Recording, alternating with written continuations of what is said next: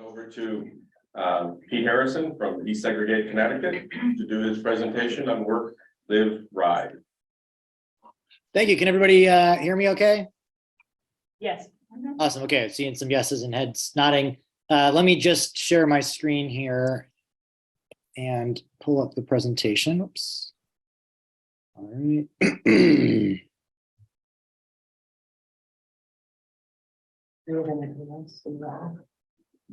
Yeah.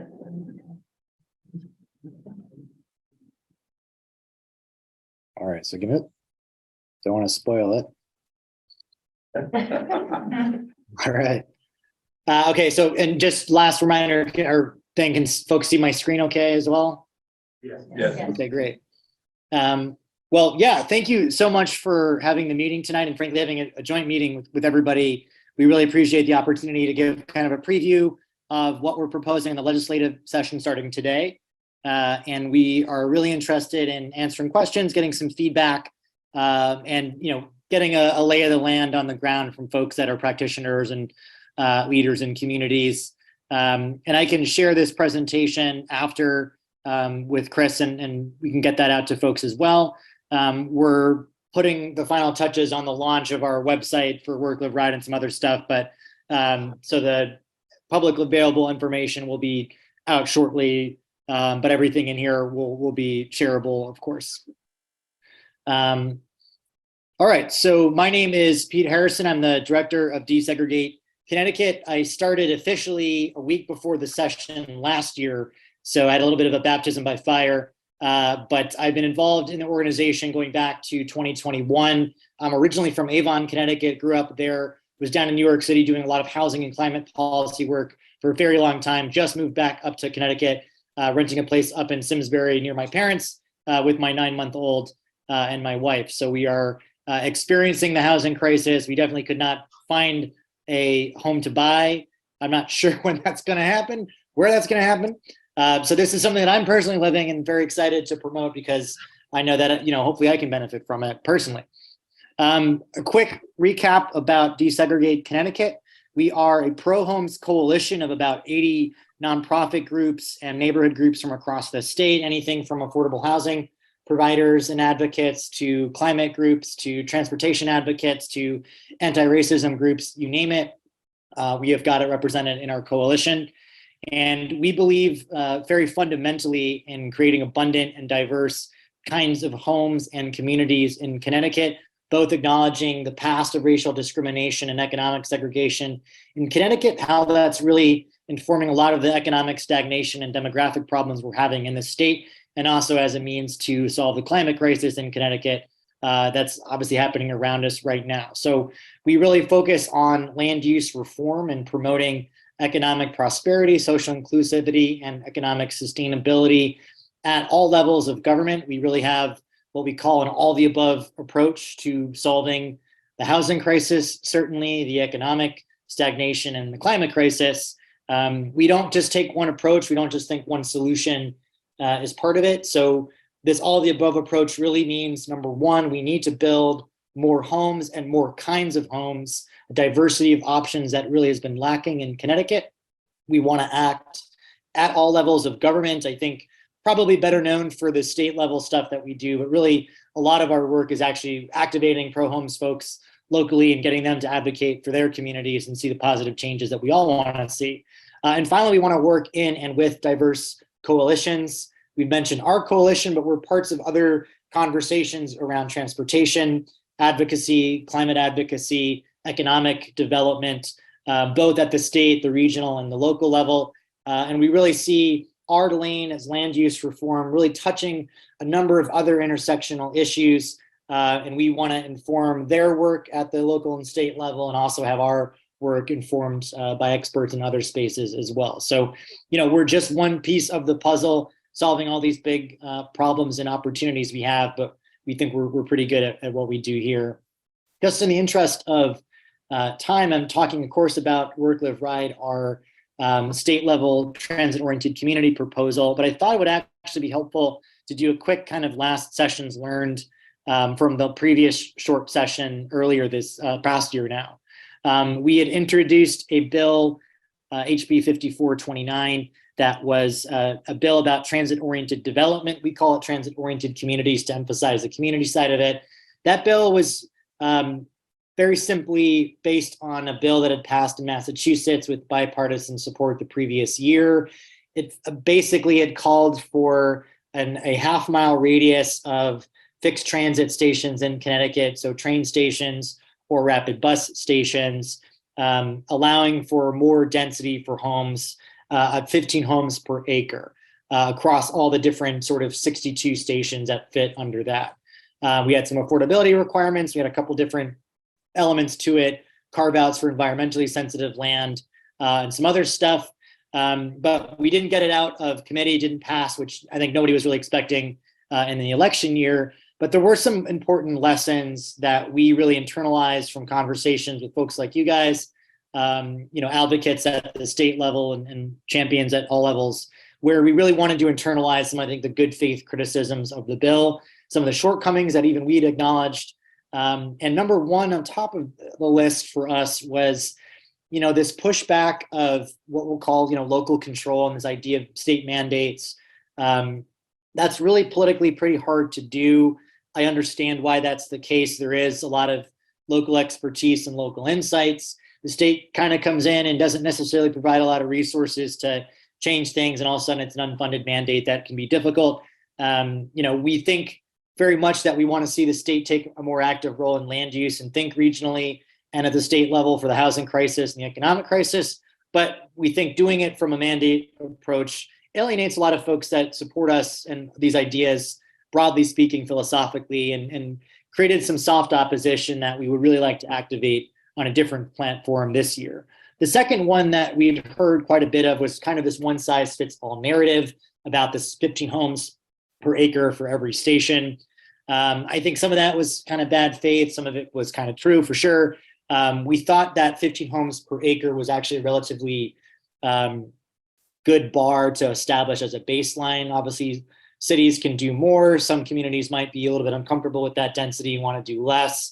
We were hoping to have that conversation in the session, but we didn't really have that chance. So we did recognize that very much that one size fits all narrative really hung out there and I think limited the ability for us to talk about some of the nuances that we'd really talked about. So this proposal that I'll introduce has a lot more nuance to it, acknowledging different sizes of communities, different geographies, and different transportation infrastructure. The third thing was we'd focused just on trains and the rapid bus system in Connecticut. This was strategic based on the amount of state money that's gone into this infrastructure improvements. We thought this was a really good place to start talking about, that final mile of land use reform that should happen around this infrastructure. But that really isolated the bus ridership in Connecticut. And it's really pretty evenly split between 50 million or 50% on either side.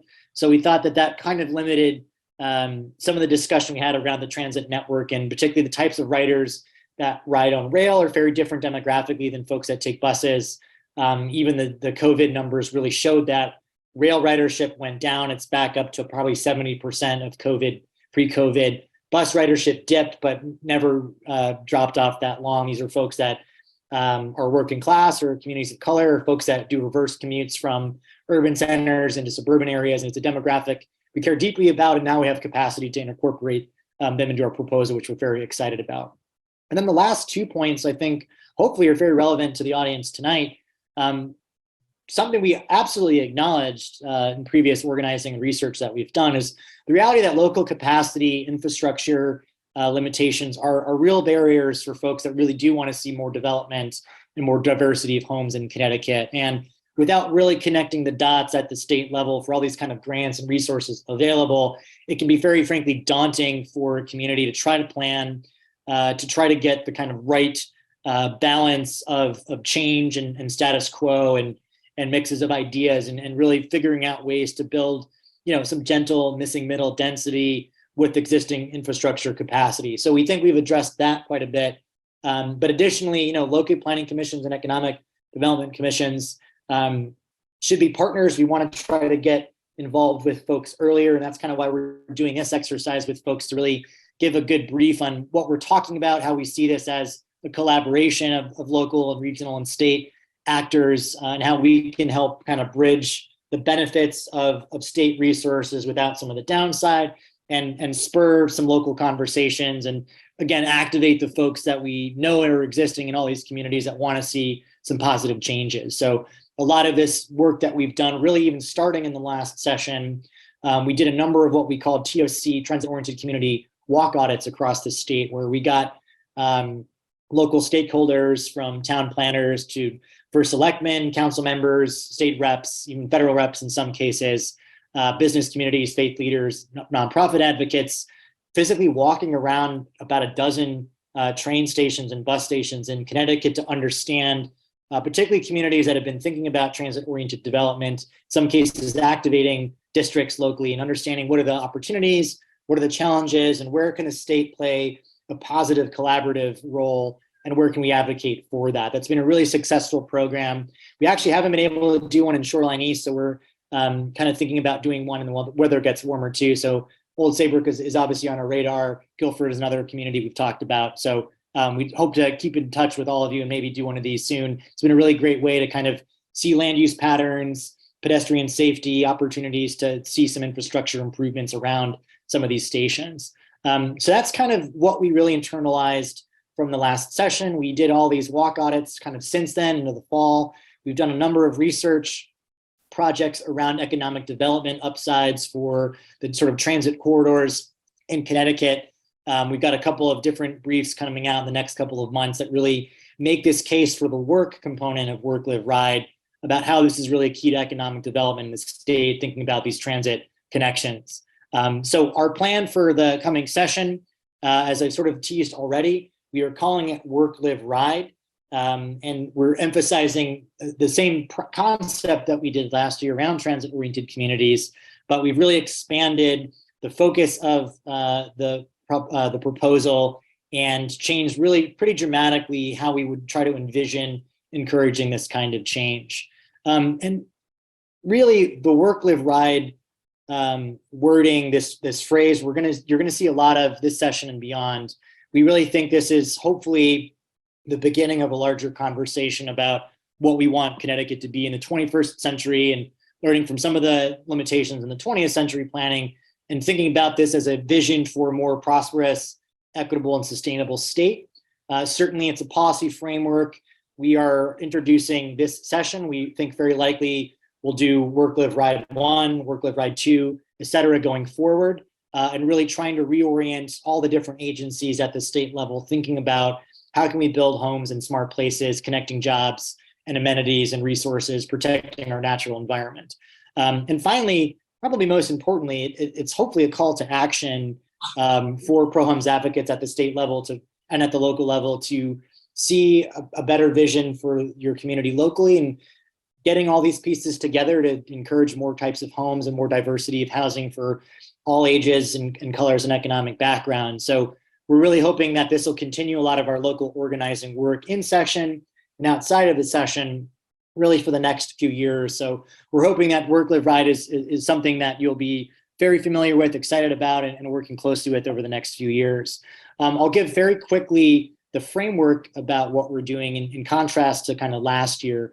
Last year we talked about mandates. This year we're talking incentives. And basically the idea is we're trying to incentivize local planning and development within a designated TOC district, and that could be along a rail line or a bus line, rather than thinking about it strictly as this kind of half-mile bubble around a train station.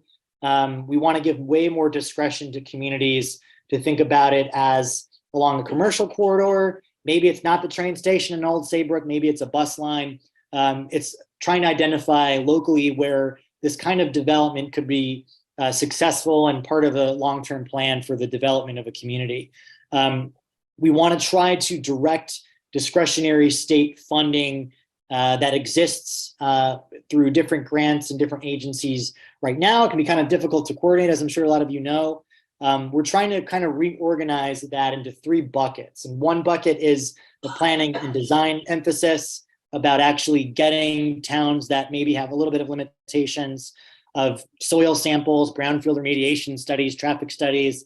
Those are kind of legitimate barriers that make it harder to build that political will and interest to get stuff built. We want to have money and funding specifically for that side of it. The second piece of the puzzle is the infrastructure improvements.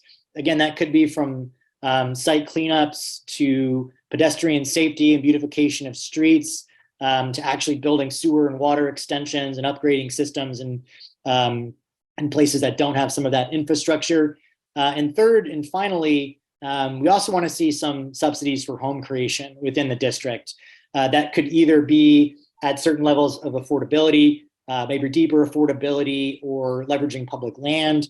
We want to try to incentivize smart, innovative, creative, locally driven ideas about recognizing the assets on the local side that can be leveraged in these districts, and give the P&Zs and town planners more discretion to kind of say, here's what we think, and the state can plug in those gaps of getting that infrastructure built, getting some of that predictability into the market, which can attract private development and really, move the dial on some of these plans that can sometimes have really good intentions, but not necessarily get done or get stuff built.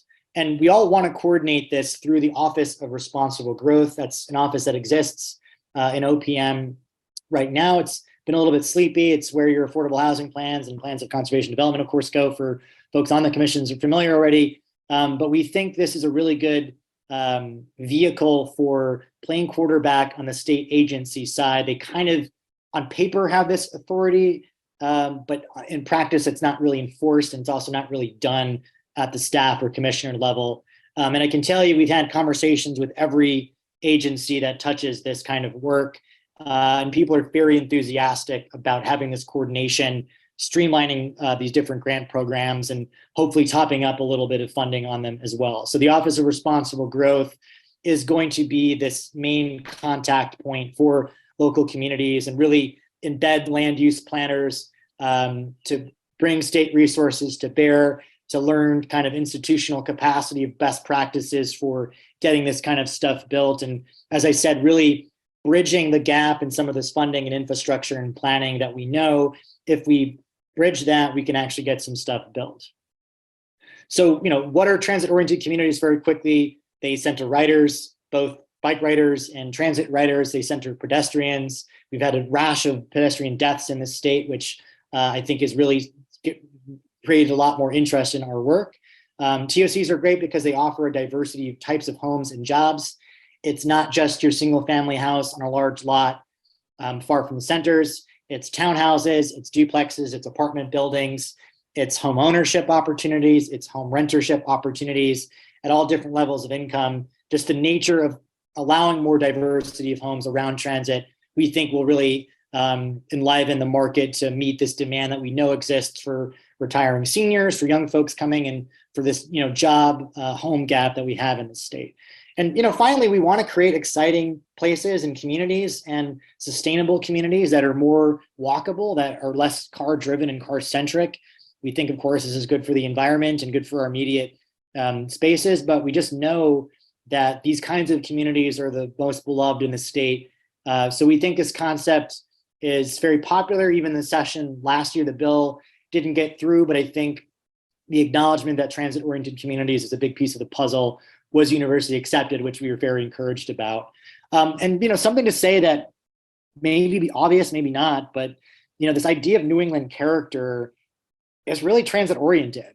Most of the development of our state, from 17th century canals and rivers to 19th century railroads, the most beloved communities, historic centers, dynamic places are transit-oriented to begin with. So this is something deeply tied to the nature of Connecticut, particularly Connecticut as an industrial power that was the case. And we have that infrastructure in place still, and we have that tradition in place. So we think that this is not proposing something new or radically different. We think, frankly, this is the best parts of New England character that we just want to see again in places that maybe been a little bit left behind in the 20th century, or are waiting for the kind of investment that we know will enliven again some of these communities. The other thing is that today, Connecticut is very transit rich. That might not be the popular perception for a lot of folks that rely on driving, but with bus service, rail, and rapid bus, there are 111 towns and cities served by some level of transit in this state out of 169. That's 2/3 of the communities have some transit infrastructure already. There are 40 million annual rail rides in 2019. That number is coming back up. Probably won't hit the same peak of commuters going down to Grand Central, but that could mean intracity and intrastate travel if we reorient the system and build more homes around the rail ridership. And importantly, there's even more bus ridership in the major CT transit districts and some of the smaller independent systems like in Old Saybrook. There's just a large demographic of people that are public transit riders. It's very different demographics between bus and rail, but it's a huge, huge population, and it could be much larger. We can improve the transit service and infrastructure if we build more homes around it. So we already have the tradition in Connecticut. We already have the infrastructure legacy in Connecticut. So we're not really trying to do a whole lot of new stuff here. We're just putting pieces together. So the idea for work, live, ride, going back to the criticism that we had that one size fits all dynamic, we've gotten far away from that. And the idea here is to really identify different transit networks, different population sizes, and emphasize there. So the three kind of pertinent distinctions that we have: number one, it's a rapid transit community. This is a town or city with at least one rail or rapid bus. This would be Old Saybrook. In this case, we have transit communities, which has a town or city with at least one bus route. And we have transit adjacent communities that don't necessarily have transit, but have commuters that go back and forth relying on that system. I'll talk a little bit more about how this would work specifically for Old Saybrook, but the basic idea, any community that is a rapid transit community, particularly for Old Saybrook being well under 60,000, the idea for this district would be 20 homes per acre as a baseline of the transit district. We're not putting requirements that it's in a half-mile radius of a train station. We're not saying how many acres it has to be, exactly where it works. There's a lot of discretion of where a community can plan for that, but we would want to see 20 homes per acre. We think that density is actually a little bit low for best practices around rapid transit particularly, but again, we think acknowledging their different sizes and different populations, we can't do the same thing in every rapid transit community, and we don't intend to. We'll skip through some of the transit adjacent stuff and get to the process. The basic mechanics of work, live, ride, we're pretty confident this is going to get through. So if this passes in the session, the idea would be the Office of Responsible Growth will kind of get its act together, come out with some guidelines, start getting the process in place. But basically, a community like Old Saybrook, the first action item that you would have is to proactively opt in. It's not a mandate. You're not required to participate in the bill. So it's only up to the community if you want to opt in or not. Opting in would basically just be the highest level of elected office voting to opt into the process. Board of Selectmen would be the case here, I guess. And the idea would be, once you've affirmatively opted into work, live, ride, for a community that doesn't currently have a TOC district, that would basically just start the process of collaborating with the Office of Responsible Growth to start streamlining the planning process, the design process, helping the local community have kind of the best practices of, what this kind of nebulous, non-continuous district could look like, how big it could look like reasonably, what the capacity of the community could be, what are some of those pieces of infrastructure or planning design that might be necessary to really get this stuff done. That collaboration with the local planning and zoning and planning office could ultimately, take however long, a year, 18 months, whatever that is. But the end point of that would be that the community would then pass a TOD or TOC district at the P&Z level or at the highest board level. So that would be a two-step process for Old Saybrook to say, hey, this could be really cool for us. We want to opt into it, but that doesn't mean all of a sudden we have very specific requirements that are, overtly onerous. This just starts a clock and a collaboration with the state to really see what size district this really works, where this could work in the community, what transit corridor we really want to promote. And the criteria for this, as I said, we're not really defining this as a half mile. It's not a particular number of acres. It really is a lot of flexibility. We're not looking for baseline numbers of acreage per se. We're looking more for reasonable size that really fits in the fabric of a community that can see some kind of as of right development, mixed use, mixed income. Particularly what we're trying to emphasize is the idea of missing middle housing. And that's, the idea of single family housing on one spectrum and really large apartment buildings on the other. That's kind of all you see in Connecticut. That's kind of the way that the zoning works and the economics work. But what we're trying to do with Work, Live, Ride is really emphasize and incentivize that missing middle. It's duplexes, it's, you know, the 3-deckers, it's maybe 5/1 apartment buildings, perfect 6s, smaller scale, 20 homes or less per development. That is that sweet spot of kind of naturally affordable, more diversity of options, smaller footprints, less disruption. We think that's really a sweet spot that is just not really present in the market. A lot of developers just haven't really worked that muscle in Connecticut. So that's really this as a right development in these districts, particularly trying to emphasize this idea of that kind of walkable Main Street community that has housing on top, commercial on the bottom floor. It's smaller scale. It allows for smaller developers and creates more innovation and frankly more competition in the development side, which we think is really a good thing.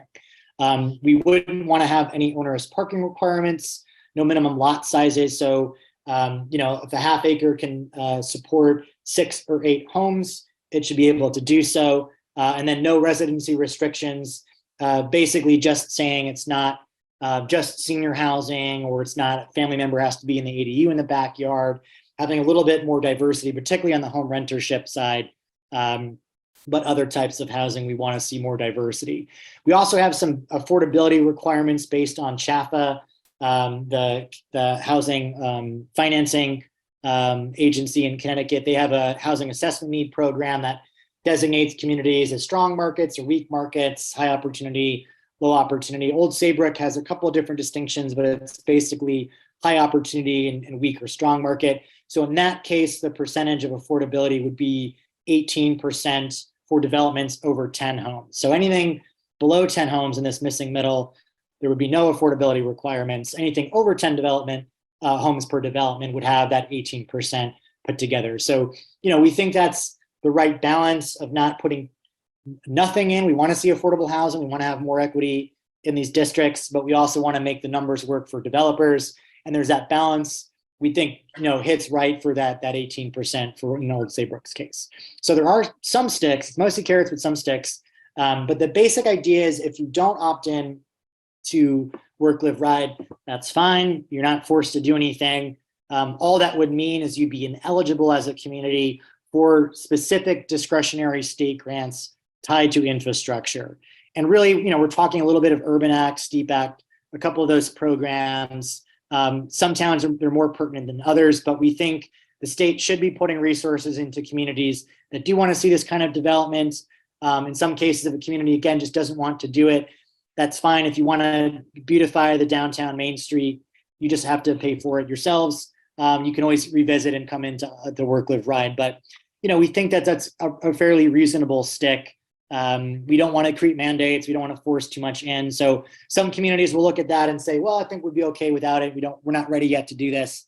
And that's fine. Some cases, this might be a good conversation starter looker to say, hey, look, we do want to do some of this kind of stuff. So maybe this is something we've talked about. This is a good way to do it. You know, let's avoid this stick and actually be proactive and try to get a lot of state money to actually do some of this stuff. In the case of if you opt in to Work, Live, Ride, you are on the clock to actually pass a TOC district. So, you know, there's a reasonable timeline. There's obviously things that can come up that can delay it.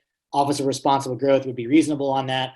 But the deadline would be at some point to pass a TOC district formally and proactively at the local level. If not, if that doesn't happen in outside of sort of normal, reasonable cases, then the community would be on the hook for paying back any planning money that comes back. That was a big difference for some of the inclusionary housing stuff that's happened in the last 10 years.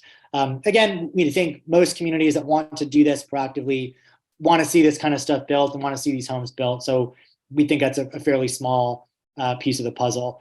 And then the final piece, just as a back end, if a community passes something at 20 homes per district or per acre and 2 years wants to lower that density, they just would not be allowed to. There might be some penalties for that. So we want to have a little bit of sticks to make sure we're putting state resources in the right place.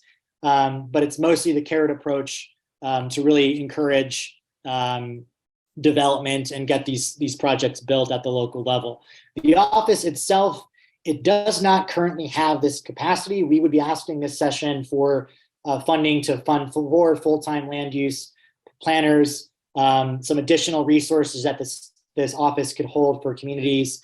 Again, best practices on soil studies, traffic studies, building up this state capacity of knowledge that local communities can really tap into rather than having to reinvent the wheel with at the COG level or at the consultant level, just being able to build a resource hub where these planners are embedded in communities, working very closely, very familiar with the local nuances and planning locally driven districts with the help of state resources.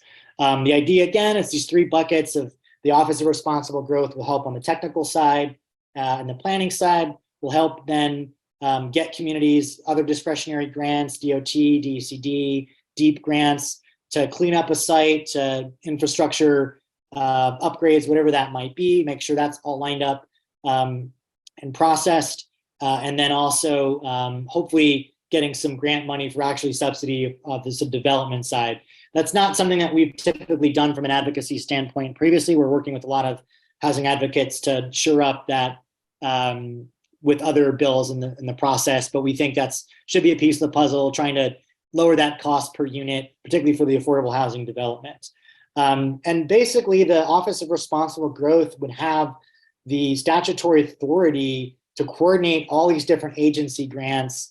As many of you know, some of these requirements kind of contradict each other. They might contradict federal grants. All that stuff can be overwhelming and kind of kill the momentum on stuff and scare off development. This office would really be going through systematically and, cutting down tape, expediting processes, getting timelines faster and guaranteed so you can have a predictable development cycle. And so you're not languishing for 3 or 4 years waiting for brownfield funding or trying to get approval that are contradictory between states. We think this is a really important role that this office is already equipped to play and is sort of doing so informally as we've learned. And a lot of the staff side on different agencies really want to see this kind of opportunity. So going specifically, just to recap kind of what this designation might mean for Old Saybrook, you are a rapid transit community under this designation because of the train station and having some bus lines. So ultimately what we want to see as opting in for Work Live Ride is a commitment to building or planning some kind of district at 20 homes per acre with 18% affordability requirements for developments that are over 10 homes. Really beyond that, there isn't any requirement. So it's not a minimum of 500 acres or anything like that. It's not a half-mile footprint around the train station, which might not make sense given the water exposure. So really what this would lead you to is if the board decides to opt in, they can start doing that next year. That would just trigger Office of Responsible Growth, collaborating with the town planning office, economic development, planning and zoning, and start really trying to figure out, is this 100 acres? Is this 200 acres? Is this along, the rail corridor? Is this along a bus corridor? Is there some long neglected part of the community where it's maybe not on the train station, but it's around a bus line that we want to see some development? We think soil-wise or density-wise, this can happen. You know better than we do. You know better than Office of Responsible Growth. So we really want to just give some baseline guidelines and then allow the P&Z to really form this and get this through and plan this. The Office of Responsible Growth, each step along the process here would provide this technical assistance, provide the streamlining of existing discretionary grant funding, and in some cases, hopefully if we get it passed with some funding in the governor's budget, some discretionary funding in the office itself to actually top up a project if the grant might fall through that. The example I use in conversations, we did a walk audit in Bethel, Connecticut, in upper Fairfield County. They did a great TOC district a couple years ago, got some development already happening.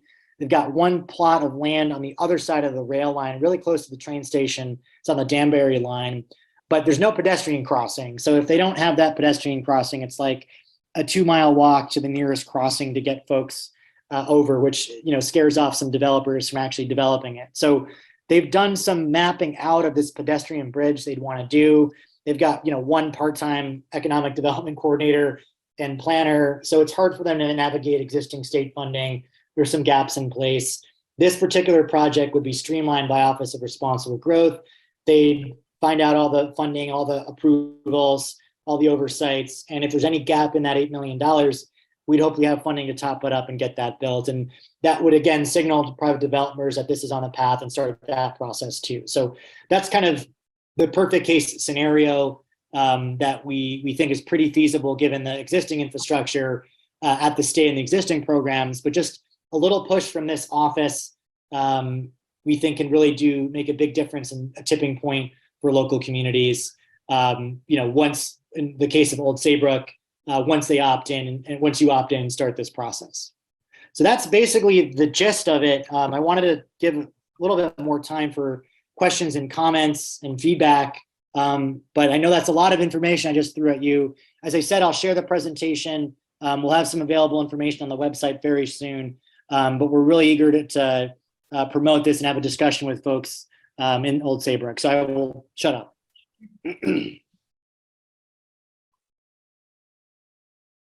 Any questions? I have a question. Do you have any examples of existing dwelling units near train stations, especially along Shoreline East, let's say, that would meet these criteria? Yeah, I mean, I think there are pockets of developments, a couple, Clinton has done a couple. I mean, offhand, I'd have to look a little bit closer at Shoreline East.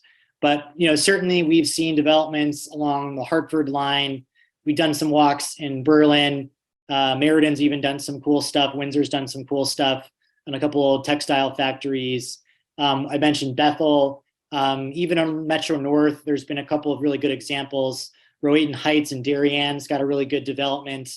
It's actually a case where there's a supermarket and apartments going up right across the station, right across the street from the station. So, wherever possible, we're trying to highlight the fact that this does exist in Connecticut and has some good examples. So, it's not these big developments. It's not the huge 300 unit developments that I think admittedly and perhaps fairly scare people. We are trying to reemphasize historic examples, primarily in a lot of our cities and smaller, community downtowns where there are those triple deckers, those perfect sixes, the nice walkable apartment buildings in the downtown Waterbury Green. So it's a little bit of contemporary stuff getting built that we're trying to highlight, but also trying to dust off the imagination a little bit of some older communities and some older housing stock that meets this criteria that could serve as an opportunity to think about, modern versions of that stuff.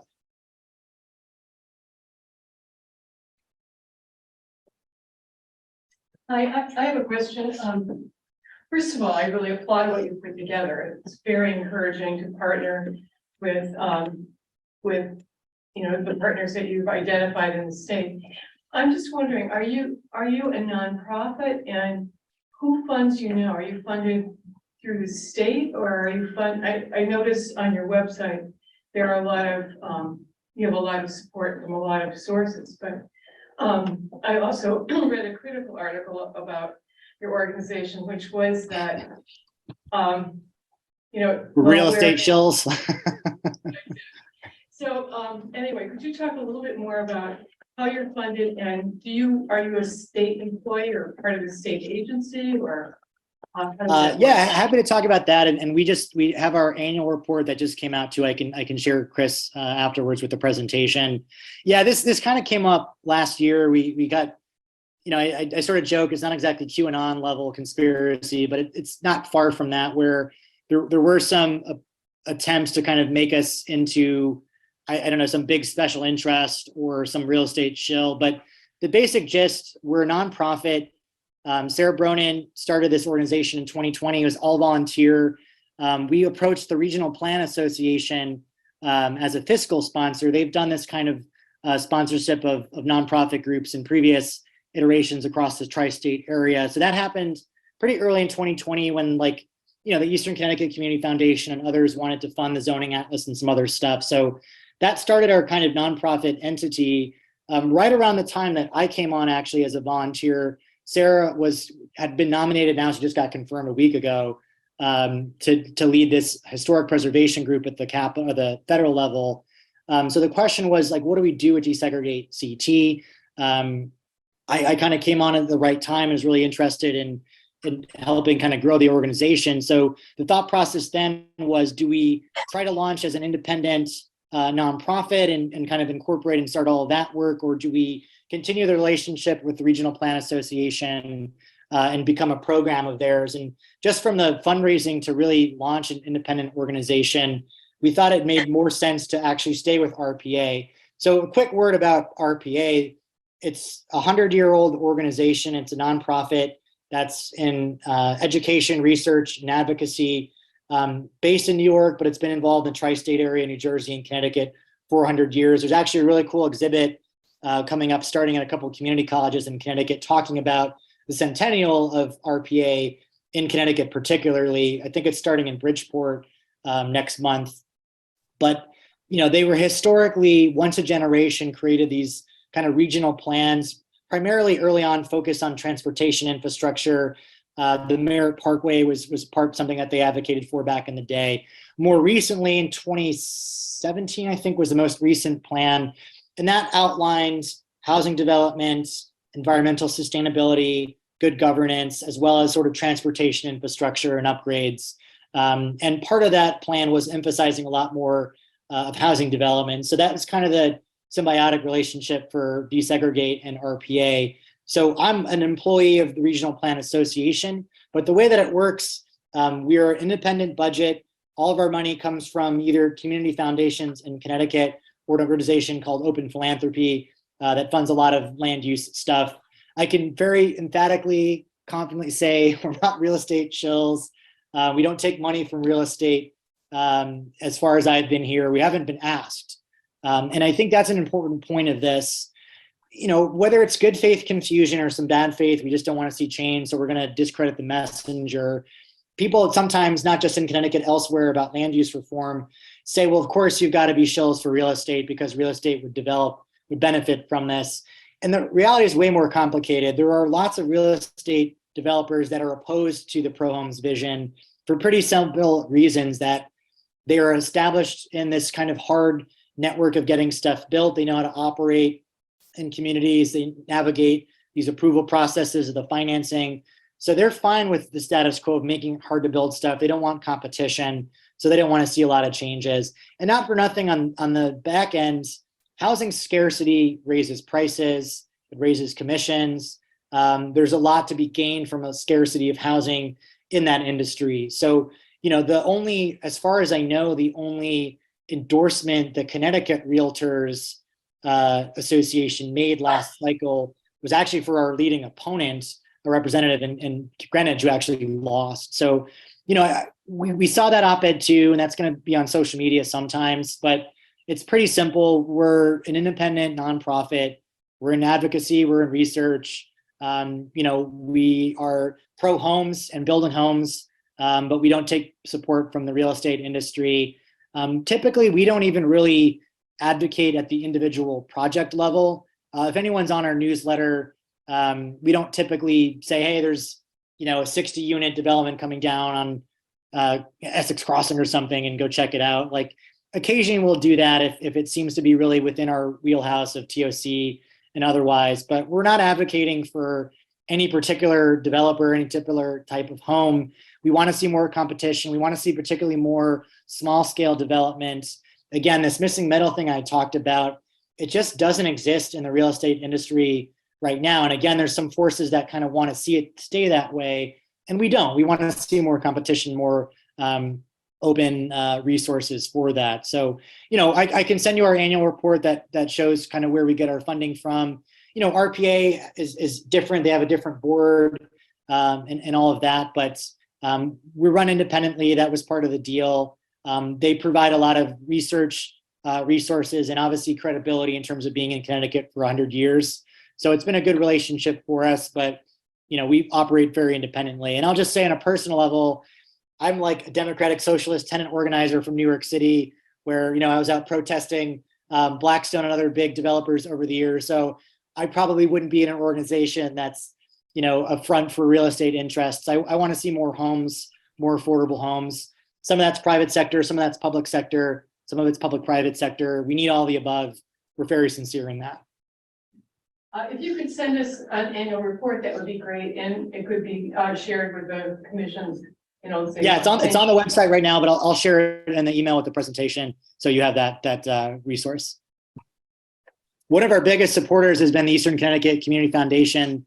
I don't think we'd exist without them. They helped fund the Zoning Atlas, the first research project that we did, and have been a big supporter of ours. And frankly, we're really grateful for that relationship. So, you know, we really rely a lot on the community foundations in Connecticut. Thank you. If there's anyone online, you can use the raise hand function to ask questions.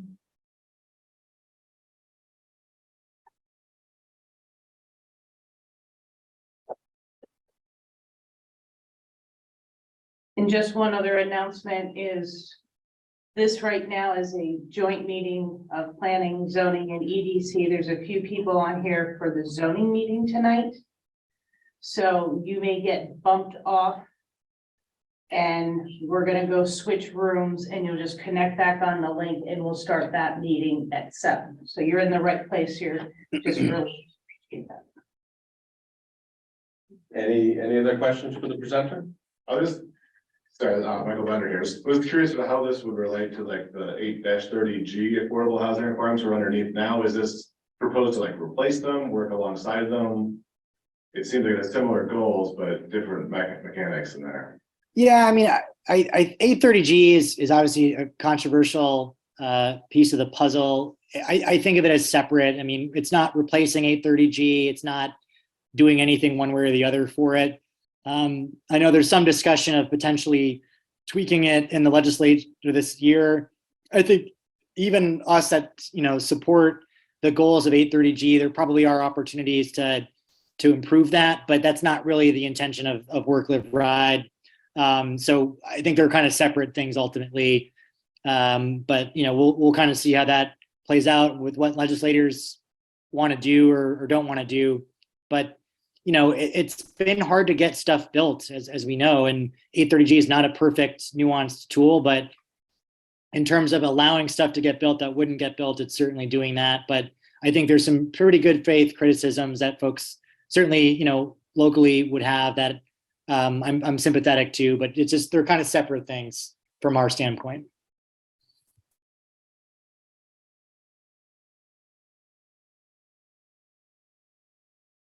Anything else? And I'd entertain a motion to adjourn. So moved. Thank you. Second. Thank you. All those in favor? Thank you very much. Appreciate the information you presented. Thank you. Yeah, I really appreciate the opportunity. Thanks for putting this joint meeting together and letting me zoom in. So, you know, thanks for all the hard work that you all do locally as well. And certainly hope to have some more conversations about this in the near future. So thank you so much. Have a good night. Thanks. Thank you.